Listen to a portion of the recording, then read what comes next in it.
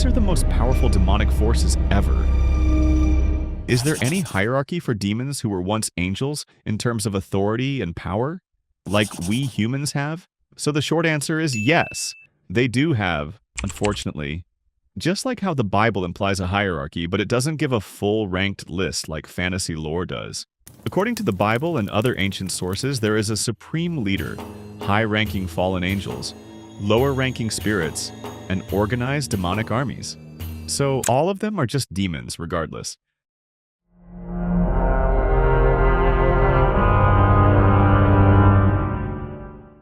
This word comes from ancient Hebrew, and it means destruction. But in Greek they are called Apollyon, with the same meaning. The Book of Revelation identifies Abaddon as a real being. It mentions, they had as king over them the angel of the abyss, whose name in Hebrew is Abaddon, and in Greek he is called Apollyon. So Abaddon is clearly not a myth, not a metaphor, and not a location. But it is an angelic ruler. Abaddon is not living in this world, fortunately. Instead, they are in the abyss right now. The abyss is a bottomless pit, a place of deep confinement beyond human reach. The scripture describes it like this: a holding place for dangerous spiritual beings, a realm of confinement, a temporary prison before the final judgment. The abyss is a very dangerous place. Even demons fear it that they begged Jesus not to send them into the abyss. If the abyss is that dangerous, how about hell?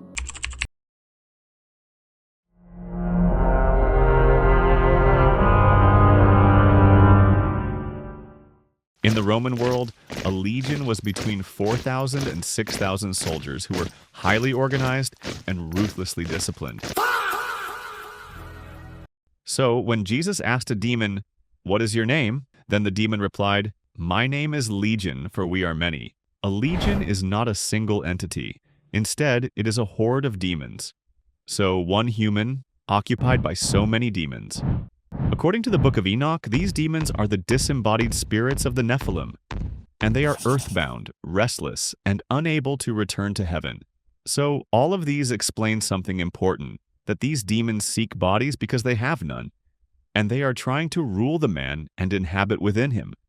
The possessed man in Mark 5 displays terrifying abilities, a superhuman strength, resistance to chains, loss of self-identity, and continuous torment. However, Jesus allowed them to enter into pigs as they begged Jesus and were seeking a body to enter into. So pigs ran into the water and then died. The point here is they can consume your body. Be careful. If you are enjoying this so far, this is actually my first long-form video on the channel. So if you want to support what I do, make sure to subscribe to the channel and like this video, because it really helps me keep making content like this. Thanks a lot, and let's get back to the video.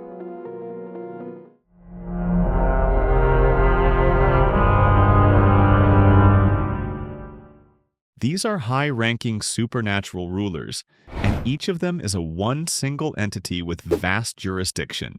They don't make individuals suffer, but they influence nations, shape cultures, direct ideologies, and guide empires. So they don't need possession, they rule from above. According to many scholars in ancient manuscripts, these beings were once good and loyal when they were appointed to nations. But as they subsequently rebelled against God, they became fallen angels too. In Psalm 82, it mentions, "You are gods, sons of the Most High, but you will die like mortals. You will fall like every other ruler." So this is not a human language, because humans do not rule nations invisibly.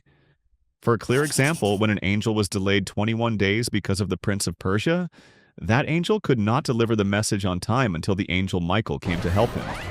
So this being is not a human, but someone who fights angels.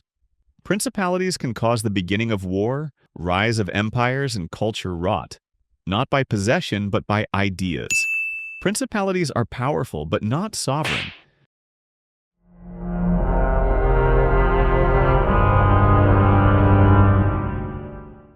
They were once angels and assigned to observe humanity, but they also rebelled. These watchers had their leader whose name is Semyaza, according to the Book of Enoch.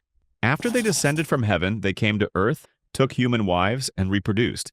And also they taught humans the forbidden knowledge like weapon making, warfare tactics, sorcery, and so on.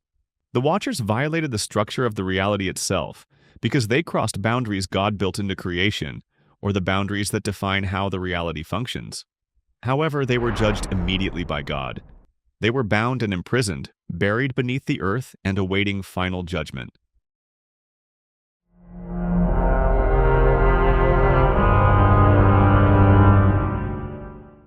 There is a one figure that stands above them all, not because of the raw power, but because of influence.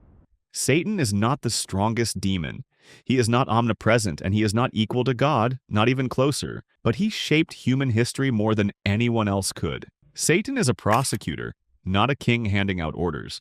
He twists the truth, creates suspicion, and breaks trust. Satan is a being associated with brilliance, status, and pride. For example, in Isaiah 14, the Lucifer had thoughts like, "I will ascend to the heavens. I will exalt my throne. I will make myself like the Most High." So this is clearly self-deification. He wanted God's authority without God. Satan is called the ruler of this world. And this does not mean direct ownership. It means temporary influence. Satan rules systems, ideologies, cultural currents, and deception networks. Actually, Satan is a strategist, not a frontline fighter. He can tempt, deceive, accuse, influence governments and systems, and masquerade as light. Satan is not a king sitting on a throne issuing commands like a monarch, but he influences, and all demons are organized under him. Actually, now he is not fighting to win, he is fighting to delay. Not all demons are powerful in the same way. Some destroy, some rule, some deceive, and some altered history itself.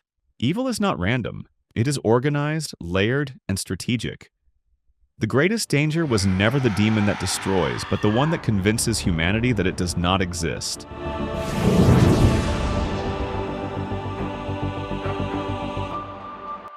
Thank you for watching this video, and I hope you really enjoyed it. Let me know your thoughts in the comment section. Be sure to like this video and follow the channel. And I will see you in the next video.